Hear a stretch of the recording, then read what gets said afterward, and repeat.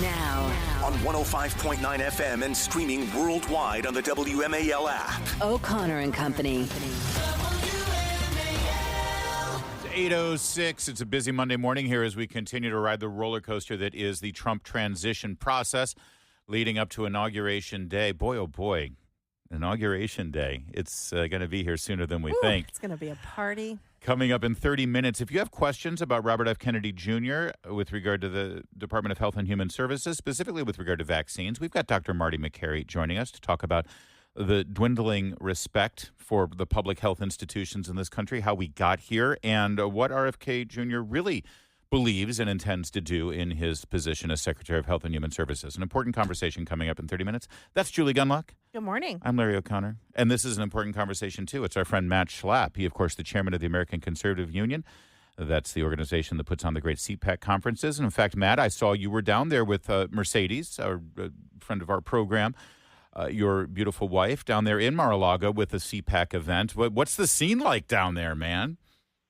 CPAC Mar-a-Lago, there's nothing like it, Larry. It's really America's palace, if you think about it. It's this beautiful house that was built by an American heiress, and her intent was to leave it to the country as a winter White House.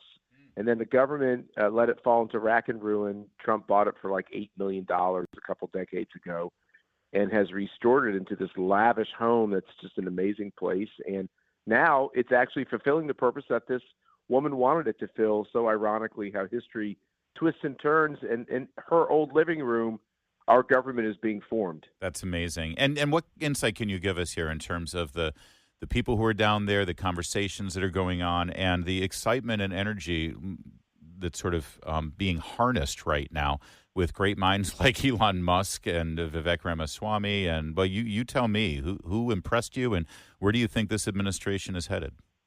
Well, I just start with the president. Mercy and I had quite a lot of time with him, maybe up to an hour with him. And, we were walking through one of his ballrooms and kind of talked about everything under the sun, as you do with Donald Trump. His brain goes everywhere. And he's in a great headspace. He looks great. He's got great energy. He feels really good about the team he's pulling together. He's doing it different this time than last time, but they're all there. I had a pretty extensive conversation with Elon Musk. He is as described. He looks like one of the most unique human beings you could ever meet. His brain is all over how do you make government more efficient. He's got tons of ideas. He has unlimited resources. He has unlimited, people at his discretion to talk to about it. And he's just excited to be there. I mean, he left for a couple of days apparently to drop off dirty clothes and pick up new clothes and came right back. He is taking up residence down there, isn't he? He has. No, it's not even like a figure of speech. He has taken up residence, and he is out, having his meals in the courtyard there, which is beautiful, with a beautiful view of the bay. And he's a guy like me can just walk up and talk to him. And, it was all happening. I met the new Secretary of Energy while I was hanging out there in the living room, and he and his wife are wonderful. And they had that great kind of that look of someone who's coming from the outside and coming into government, and that patriotic look like they're going to take on the beasts. And he's apparently a brilliant guy. And we saw Doug Burgum, who's going to be Secretary of Interior and oversee this new idea, which is a energy security council in the White House, which is a brilliant idea. I've always loved that idea. So to help coordinate all the energy policy for the president, which he views as liquid gold, the most important thing we can do to get rid of the Biden, drudgery, malaise, and get growing. So, it was just a who's who.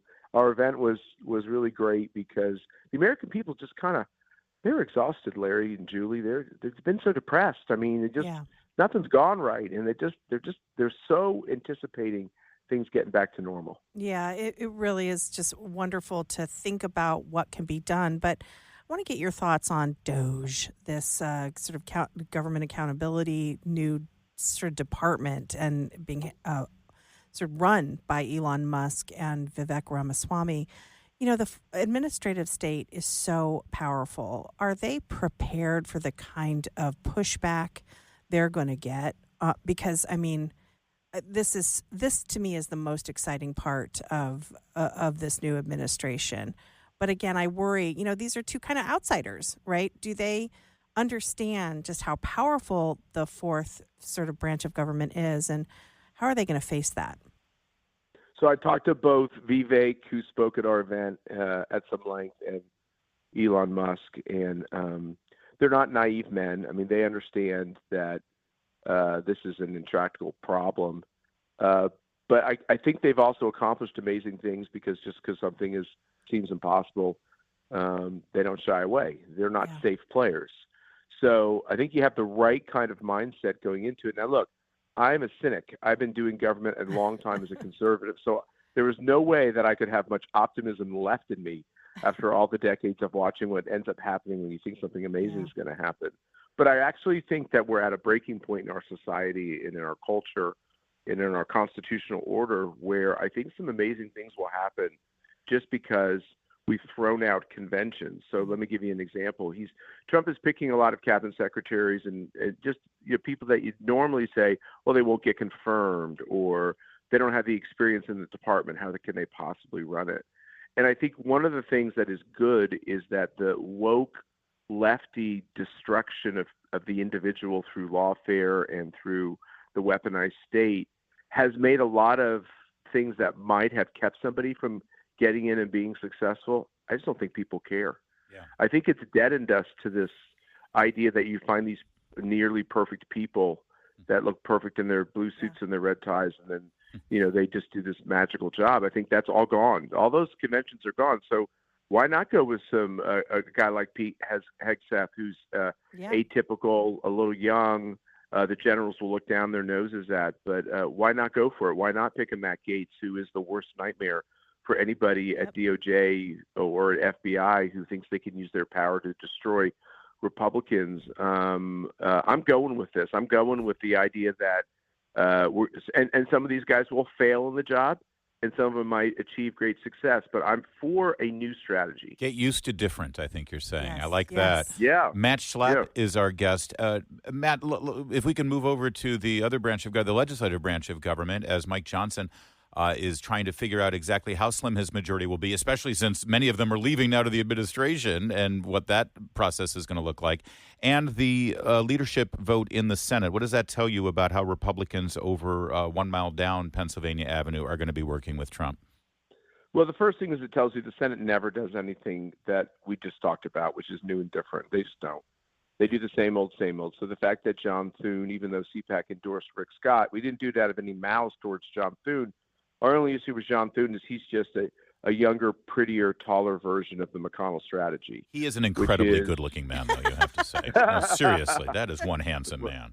And a great person. I mean, we've known him for a very long time. He's a really stellar human being. His word is his bond. I mean, he's really a great guy. But what I hope he does is not follow the McConnell strategy. And it comes down to two simple things. Don't give the president what he wants because they are a separate branch of government, and they need to guard the Senate against a president that's trying to manipulate them. He should give the president his picks. He should allow him to make recess appointments. That's the first thing. The second thing is there's only one thing that passes the Senate of note, and that is whatever budget fiasco that has been negotiated. We must get the policy that we want on that vehicle, and in order to get the policy we want, we have to fight hard, which means the government will shut down for periods of time, just like it did under Reagan 8 times. Reagan was not uncomfortable with the fact that sometimes you will use your power in a way where it'll scare people. And back then, 80 or 90% of the government would shut down. Today, it's like 18%. Like everything's on autopilot. Nothing really shuts down, and the people who don't get paid get fully compensated when it all comes back online. So John Thune needs to really embrace this idea that we can't keep losing on all the public policy fronts because we have some kind of Marcus of Queensberry idea of what the budget process should be. And then as far as the House is concerned, Mike Johnson was there. I talked to him at length.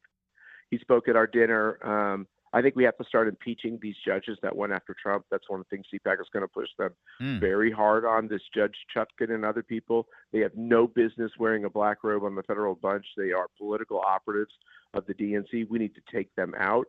And people just don't want to serve in the House because it's not seen as doing anything. It's just become a talking job, not a doing job. Wouldn't it be great if we could get back to the idea that, being in Congress was powerful. What ends up happening to Congress, because, the legislative process is essentially broken, is you give fiery speeches and you ask tough questions at hearings, but what are you really doing? And I think that's a real institutional question we all have to ask ourselves. Matt Schlapp, it's been quite a journey these last several years, and I'll tell you, one of the great benefits of this election, and it's still sort of getting sorted out in my brain, and what amazing time this is we're living in, but on a very personal level, I like it when my friends are happy. And I know you and Mercy worked so hard, and you've been through so much the last several years. And I'm just, one of my thoughts that night when they called it for Trump was, I'm really happy for my friends. I'm happy for you and Mercy, and this is going to be a hell of a ride. So thanks for joining us. And we're going to save our country. Yeah, why not? Why not? Let's do it. It's 8:10, and boy, CPAC is going to be lit this February, isn't it? Yes, you're both invited. Thank you. We'll see you there. It's 8:07, and everyone listening to us is invited as well. Get your tickets now. 8:17. Let's get straight to Jamie Whitten and the Hadid.